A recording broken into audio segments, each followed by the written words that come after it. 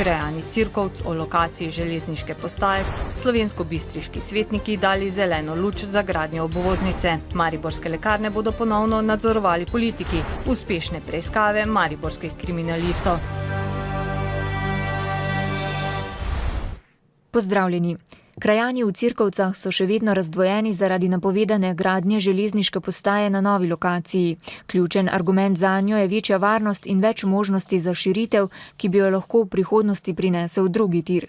S civilno iniciativo za ohranitev obstoječega postajališča, ki je junija pripravila tudi protestni shod, so se danes sestali predstavniki Ministrstva za infrastrukturo in prostor. Nasprotniki gradnje železniške postaje na novi lokaciji, v bližini katere bodo Cirkovci predvidoma čez 2 leti dobili tudi podhod za pešce in vozila, menijo, da bodo ljudje zaradi povečanega prometa bolj ogroženi. Korist pa bodo imeli le posamezniki. Mi smo na bojni nogi samo z enim posameznikom, to je gospod Medved, ki ima osebni interes, da postane postajališče na njegovem zemljišču. Tam ima namreč svoje poslovne prostore. Kot zagovornik gradnje nove železniške postaje pa meni, da so očitki neutemeljeni, saj bo s tem promet v kraju razbremenjen. Prenaša to, da so Cirkovce dobile kot neko obvoznico. Praktično čas za ljudi, za čakanje, pa to je precej zmanjšan. Pred leti je bila zaradi uskladitve s predvidenim potekom drugega tira že načrtovana prestavitev postajališča, a je bilo leta 2009 z državnim prostorskim načrtom odločeno, da postajališče Cirkovce ostane na zdajšnji lokaciji. Tukaj bojo strokovnjaki povedali, katere železniško postajališče bo varnejše in jaz mislim, da tudi stroki moramo zaupati, saj so za to tudi usposobljeni. Mi imamo zagotovilo strani projektantov oziroma strokovnjakov, da sta obe lokaciji takšni, da zagotavljata obe minimalne varnostne zahteve. Sedaj pa ne oni ocenijo, katera je bolj varna. Z ministrstva bodo oceno o varnejši lokaciji predvidoma podali do konca naslednjega tedna. Mariborski mestni svetniki so včeraj preglasovali županov predlog, da v svet zavoda mariborskih lekarn ne imenuje političnih predstavnikov. Čeprav so svetniki na petkovi koordinaciji predlogu še nasprotovali, so se včeraj premislili in potrdili 4 nove predstavnike. Vsi so člani političnih strank. Sicer pa so svetniki včeraj sprejeli tudi nekaj investicij. Med drugim so potrdili dozidavo zdravstvenega doma dr. Adolfa Drolca s centrom za rehabilitacijsko medicino. Odslej pa bodo približno za polovico cenejše tudi vozovnice za pohorsko vzpenjačo. Včerajšnji mestni svet so zaznamovala številna imenovanja v občinske odbore in šolske svete. Svetnike pa je najbolj razvnela razrešitev predsednice Kviaza Tanje Vindiš-Furman. Njeno mesto je zasedel Renato Škrbinc iz SDS. Člani županove liste so se obstruirali, češ da je njena razrešitev nezakonita. Tako delati res ne moramo, ker tako razreševati ljudi, ko so dobro delali, če mislimo mi tako Maribor speljati naprej, potem je zelo klavrno vse skupaj, res. Svetniki so z 31 glasovi za in 5 proti potrdili 4 nove predstavnike v svet mariborskih lekarn. To so postali svetnik Liste za pravičnost in razvoj Primož Juhart, svetnica Desus Jelka Kolmanič, nekdani poslanec SD Bogdan Čepič in upokojeni zdravnik, sicer član SDS Kazimir Miksič. Župan je njihovem imenovanju nasprotoval, češ da nimajo dovolj strokovnih kompetenc, a svetnikov tudi po enournem posvetovalnem sestanku ni uspel prepričati. Na ta način je mestni svet prevzel odgovornost za delovanje v lekarnah na svoje ramena. Smo dobili politični svet javnega zavoda in glede na ugotovitve ekspertne skupine, ki je pregledovala poslovanje Marifarma, je to najslabše, kar se lahko zgodi v primeru urejanja razmer v Marifarmu. Vsekakor smo malo razočarani glede na dogodke iz petka, ko smo imeli koordinacijo svetniških skupin. Takrat smo se nekako v drugo smer pogovarjali. Danes so se svetniki odločili drugače. Odslej bo veljal nov cenik voženj z gondolo. Vozovnice se bodo pocenile za kar 50%. V športnem centru Pohorje tako upajo, da bodo na Pohorje privabili še več ljudi. Svetniki pa so potrdili tudi skoraj 3,5 milijona evrov vredno dograditev zdravstvenega doma. Čez predvidoma 2 leti se bo v njem nahajal tudi center za fizikalno in rehabilitacijsko medicino. Ta, lahko bi rekel, tudi zgodovinski trenutek za naš zdravstveni dom. Moram namreč povedati, da gre za objekt, ki je bil načrtovan že pred 33 leti in nekako nikoli realiziran. Včeraj pa je mestni svet imenoval tudi častnega občana Maribora. To je postal zaslužni profesor na Mariborski ekonomski fakulteti dr. Matjaž Mulej. Mestni svet je nelegitimen, je danes po včerajšnji potrditvi občinskih predstavnikov v svet javnega zavoda Mariborskih lekarn ponovil mariborski župan dr. Andrej Fištrevec. Upal je, da se bodo mestni svetniki držali petkovega dogovora in ne bodo imenovali političnih predstavnikov v svet zavoda. Zato je že napovedal, da se bo na lokalnih volitvah ob županskem položaju svojo neodvisno listo potegoval tudi za sedeže v mestnem svetu. Lista bo oblikovana s pomočjo Mariborčanov in Mariborčank, z njo pa bo Fištrevec skušal preseči politikantske navade aktualnih mestnih svetnikov, ki se ne zavedajo, da gospodarijo z usodo mesta. Na zadnji seji pred počitnicami so se sestali tudi občinski svetniki občine Slovenska Bistrica. Med drugim so sprejeli odlok o uporabi manjše notranje igralne površine za predšolske otroke, s čimer bodo rešili prostorsko stisko v vrtcih. Najpomembnejša pa je bila obravnava odloka o občinskem podrobnem prostorskem načrtu za zahodno obvoznico Slovenske Bistrice. Obvoznica v dolžini dobrih 2 km je pomembna predvsem za podjetje Impol, ki bo s tem pridobilo možnost za širitev zunaj tovarniške ograje.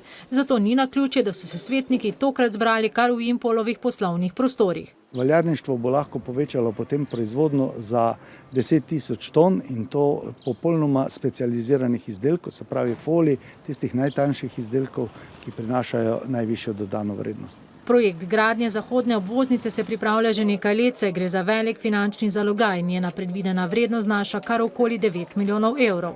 Zdaj popolnoma jasno je, da občina tega projekta ne more zapreti sama, zato mi tu dejansko računamo na pomoč države. Ta trenutek še noben ne ve, v kakšni višini bo Evropa izvedla ta razrez, sploh kar se tiče prometne infrastrukture, vendar vsekakor projekt ima prav gotovo več šans oziroma večje možnosti, da se financira iz evropskih skladov, sploh tam, kjer je prostorska dokumentacija rešena. S sprejetjem prostorskega načrta je namreč podana podlaga za izdelavo podrobne gradbene dokumentacije in župan je prepričan, da je več kot dovolj razlogov za sofinanciranje iz evropske perspektive 2014 do 2020. Gre za nadaljnje omogočanje razvoja te industrijske cone Impol, ki je pač osrednja gospodarska družba in dejavnost, kar zadeva ne samo našo občino, ampak širše.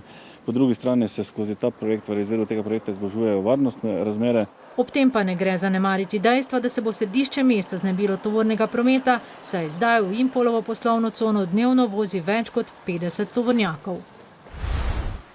Občinsko podjetje Mariborski vodovod je na današnji skupščini dobilo nove nadzornike. S tem se iz nadzornega sveta poslavljajo kadri nekdanjega župana Franca Kanglerja na čelu z nekdanjo direktorico mestne uprave Milico Simonič-Steiner. Mariborski vodovod, ki z vodo oskrbuje 18 občin Zgornjega Podravja in je največji enotni vodooskrbni sistem v državi, je lani pod Burnačevim vodstvom ustvaril za več kot 13 milijonov evrov prihodkov.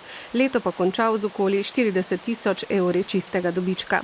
Del so lastniki danes namenili v uporabo za zakonske rezerve, skoraj 24.000 evrov pa bodo uporabili za statutarne rezerve. Ob tem je skupščina Burnačo in članom nadzornega sveta podelila razrešnico za njihovo delo v preteklem poslovnem letu. Med drugim ste obravnavali tudi finančno poročilo za preteklo leto. Kakšni so pravzaprav poslovni rezultati? So bili delničarji zadovoljni z narejenim, opravljenim? Delničarji so bili zelo zadovoljni z narejenim. Na koncu smo prejeli 5 državnih nagrad, tudi pozitivno smo poslovali. Za letos kaže še bolje, podpisali smo kar nekaj novih pogodb.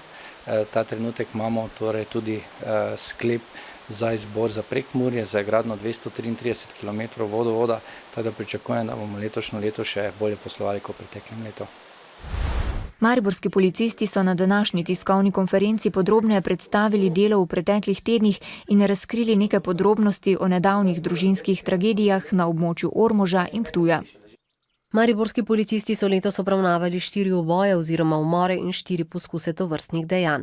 Pri zadnjem uboju v vasi Trnovci pri občini Sveti Tomaž prejšnji petek, ko je 32-letnik z nožem do smrti zabodel svojega 55-letnega tasta, pa so policisti potrdili, da gre za njihovega starega znanca. Je naša ocena, da je ta konkretni osumljeni bil verjetno dokaj nezadovoljen za samim svojim življenjem, kar je kazalo, kar kažejo tudi posamezni poskusi samomora. V enakem obdobju lani so policisti obravnavali 7 umorov oziroma poskusov umora, še leto prej pa le 4. Psihologi med osrednje vzroke za večje število družinskih tragedij štejejo tudi večjo socialno stisko. Ljudje morda ne najdejo drugega izhoda, kot se pravi v tej svoji stiski, da se pač dogajajo takšne tragedije, kot je na primer primeri v tem zadnjem mesecu, ki jih je bilo kar nekaj. Istočasno pa moram tudi poudariti, da, ko sem rekel, da smo intervenirali v tej sredini, da tudi samega oškodovanca, v tem primeru pokojnega,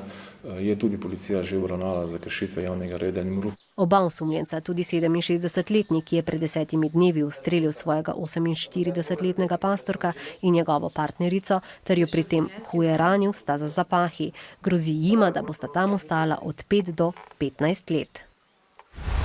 Opoldne se je s poslanskimi vprašanji predsednici vlade Alenki Bratušek začela julijska seja parlamenta, na kateri poslanci sprejemajo tudi rebalans proračuna. Po sinočnjem opominu iz Bruslja je opozicija opozorila, da je rebalans premalo varčevalen. Premierka Bratuškova pa odgovorila, da če bi trenutni ukrepi vlade veljali že od začetka leta, bi dosegli zastavljene javnofinančne cilje. Z rebalansom in programom stabilnosti je vlada po njenem mnenju naredila največ, kar je v tej polovici leta zmogla, zato Bratuškova verjame, da bodo s tem prepričali tudi Bruselj. Da poteze vlade pri rebalansu proračuna niso dovolj ambiciozne, pa je poudaril vodja poslanske skupine SLS Mihael Prevc. Vladi zato predlaga, naj predlog rebalansa za leta 2013 umakne iz obravnave. Babica koroške deklice iz Mežice, Zlatka Kaker, je na današnjem predobravnavnem naroku na slovenjgraškem okrožnem sodišču priznala krivdo zaradi odvzema mladoletne osebe. Sodišče je tako izreklo 9-mesečno hišno zaporno kazen. Narok za vodjo svetovalnice Akcija Matica Munca in njegovo ženo Jernejo Munc in sodelavko svetovalnice Natalijo Mrkač so preklicali, nov narok pa bo 29. avgusta. Ameriški spletni velikan Google je v Sloveniji začel fotografiranje ulic za program Google Street View, ki je namenjen uporabnikom spleta za raziskovanje različnih mest po svetu, turističnih, naravnih in kulturnih znamenitosti. Prihodnjih nekaj tednov boste tako lahko na slovenskih ulicah opazili Googlove avtomobile, na katerih so nameščene kamere, ki ustvarjajo fotografije v premeru 360 stopinj. Fotografije bodo na spletu objavljene čez nekaj mesecev, zaradi varstva zasebnih podatkov pa mora Google pred objavo fotografij vse obraze in registrske tablice zamegliti. V prireditvenem centru Štuk se je danes končal že 15. mednarodni študentski festival SCIM. Letos se ga je udeležilo kar 50 študentov iz 30 držav sveta. Ob zaključku so predstavili koncept festivala skupaj z izdelki, ki so jih udeleženci ustvarili od 1. julija do danes.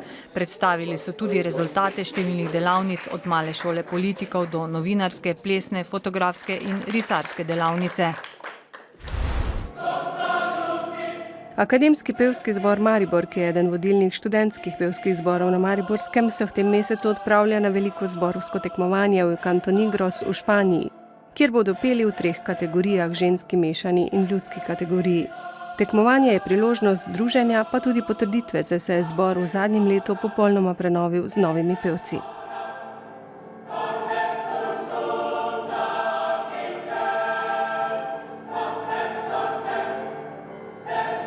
Prizadevamo si, da bi domov prinesli dobra priznanja, da bi ponovno potrdili, da smo nosilci kulture in da smo dobri.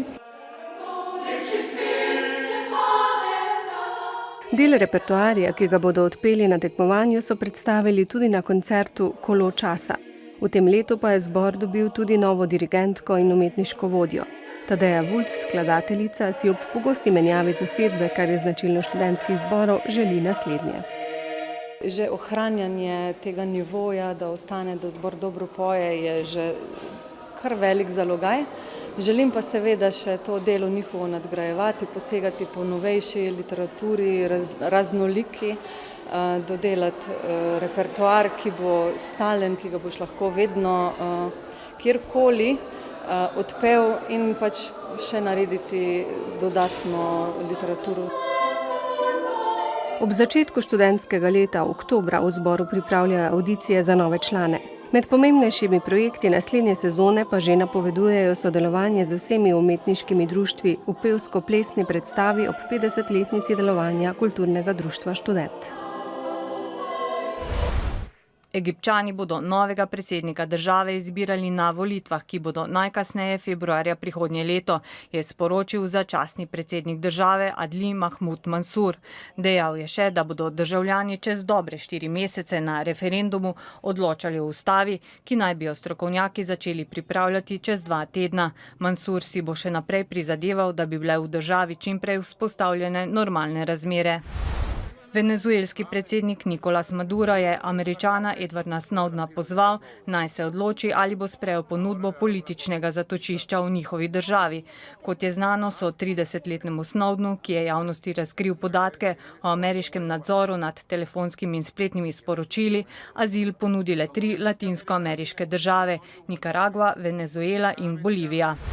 V Italiji se je začelo sojenje Francescu Schettinu, kapitanu ladje Costa Concordia, ki je januarja lani nasedla nedaleč od toskanske obale. Sojenje so zaradi stavke italijanskih odvetnikov takoj po začetku preložili na 17. julij. Ob brodolomu luksuzne ladje je umrlo 32 ljudi. Zaradi oboja z malomarnosti in pobega s potapljajoče se ladje 52-letnemu kapitanu grozi do 20 let zapora. Število smrtnih žrtev sobotne železniške nesreče v kanadski pokrajini je po zdajšnjih podatkih naraslo na 13. Kanadska policija še vedno išče kakih 40 ljudi. Kot je znano, se je iztiril vlak, ki je peljal cisterne z nafto, ob tem je prišlo do velike eksplozije. Ogenj je zajel tudi bližnje hiše, zato so na varno preselili okoli 1000 ljudi. Ob koncu še vremenska napoved. Jutri bo precej jasno. Čez dan bo nekaj kopaste oblačnosti in popoldne bodo nastale posamezne plohe ali nevihte, ki bodo verjetnejše v hribovitem svetu južne in severne Slovenije. Najnižje jutranje temperature bodo od 12 do 17, najvišje dnevne od 24 do 29 stopinj Celzija. V četrtek bo več spremenljive oblačnosti. Sredi dneva in popoldne se bodo pojavljale krajevne plohe in nevihte, ki se bodo lahko zavlekle tudi v noč na petek. V petek bo delno jasno spremenljivo oblačnostjo. Čez dan bodo še posamezne plohe, malo hladneje bo.